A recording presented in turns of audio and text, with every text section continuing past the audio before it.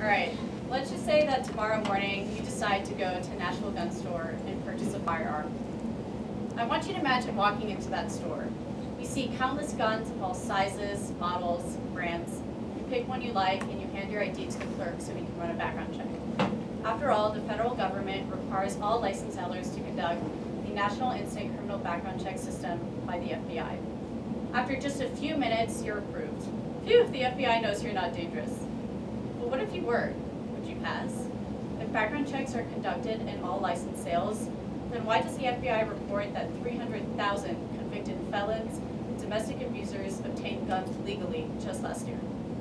My name is Sasha Pines, and over the past few months, I've conducted thorough research at Vanderbilt University on the background check system to address these very questions. The FBI does not have enough time or data to conduct thorough background checks, and lawmakers need to implement targeted policies to close loopholes. I'm so grateful for your attention tonight as I outline the need to solve this flawed system, present a specific plan to close loopholes, and explain how the solution will make America safer for you and your loved ones. Now, the need to fix our system is painfully obvious.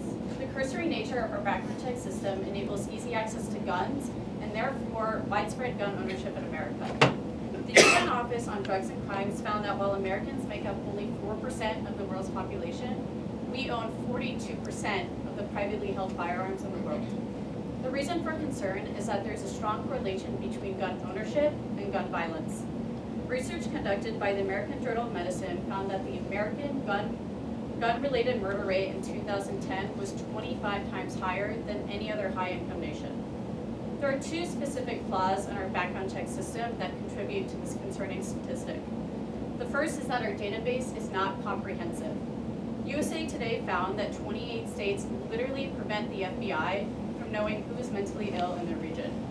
A 2010 survey by the National Consortium of Information and Statistics also found that only 12 states report 80% or more felony convictions. A second flaw in our system is the lack of a waiting period, which doesn't give the FBI enough time to finish their background checks. According to the Trace, the FBI has 3 business days to conclude a background check.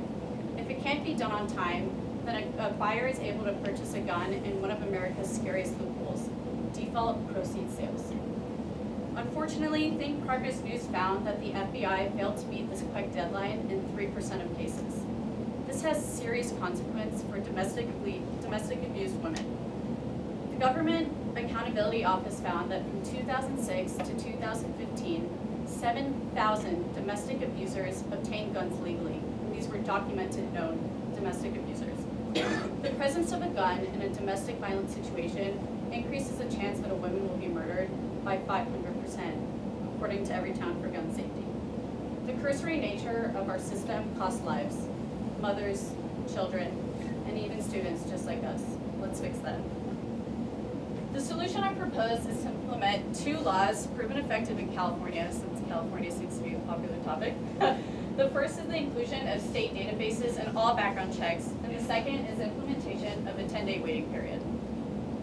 To further explain what this plan will look like, I'd like to take you all back to the gun store and run through 2 scenarios.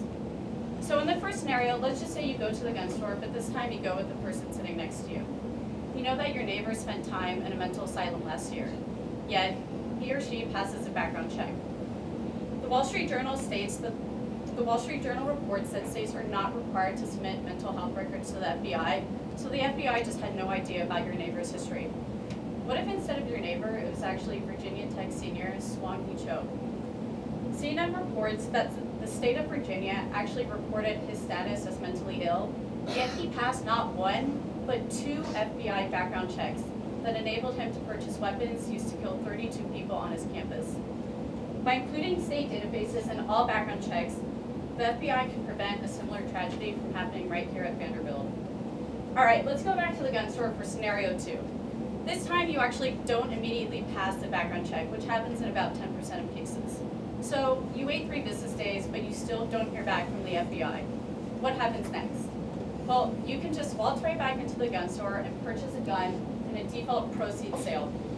Infamous murderer Dylan Roof is one of 300,000 Americans that obtained a gun in a default proceeds sale.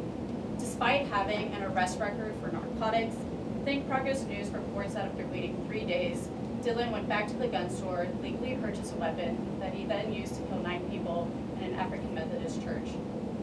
It is absolutely crucial that we implement a 10-day waiting period to give the FBI more time to finish background checks and stop criminals like Dylan Roof from harming innocent lives. I'm confident that my plan to implement 2 of California's laws in every state will help mitigate the gun violence problem in America. Data verifies that California laws result in a lower gun murder rate when compared to states with lax laws. MSNBC found that from 1993 to 2010, the gun murder rate in America dropped 30%, but in California, it dropped 56%. The inclusion of state records is a key driver in California's success. USA Today found that California is one of 22 states to report all mental health records to the FBI, and one of only 12 states to report the majority of felony convictions. This should be a norm, not an exception. Second, California's success is also attributed to a 10-day waiting period, which gives the FBI more time to conduct background checks and prevents domestic abusers from obtaining dangerous weapons. Following a default proceeds sale, the FBI has 89 days to obtain a gun if they ultimately determine the buyer is dangerous. The U.S. Department of Justice found that the #1 reason for obtaining a gun after a default proceeds sale is domestic violent convictions. California's waiting period results in fewer default proceeds sales, and as a result, an 8.3% lower domestic violent rate when compared to the national average, as reported by the Center for Disease Control.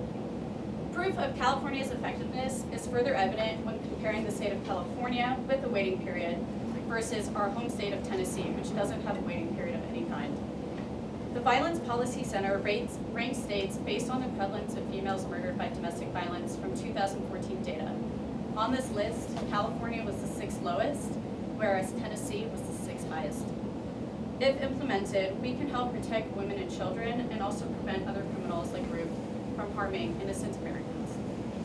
In conclusion, my plan to patch up the system will save countless American lives. America has more firearms than anywhere else on this planet due to the cursory nature of our background check system filled with gaping holes.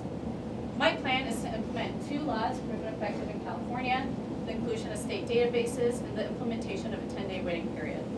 Research shows that closing these loopholes will make America safer for you, whether that be while you're in your home, praying in church, or right here on Vanderbilt's campus. Now, this plan is a huge step in the right direction. However, it is not the only solution we need to our gun violence problem in America. If you feel as frustrated as I do with the current system, there are 2 courses of action I urge you to consider. The first is reaching out to our Tennessee senators, Bob Corker and Lamar Alexander, to push this discussion to the federal level. The second is to donate to a nonprofit like the Law Center to Prevent Gun Violence. These nonprofits are experts at lobbying and any dollar can really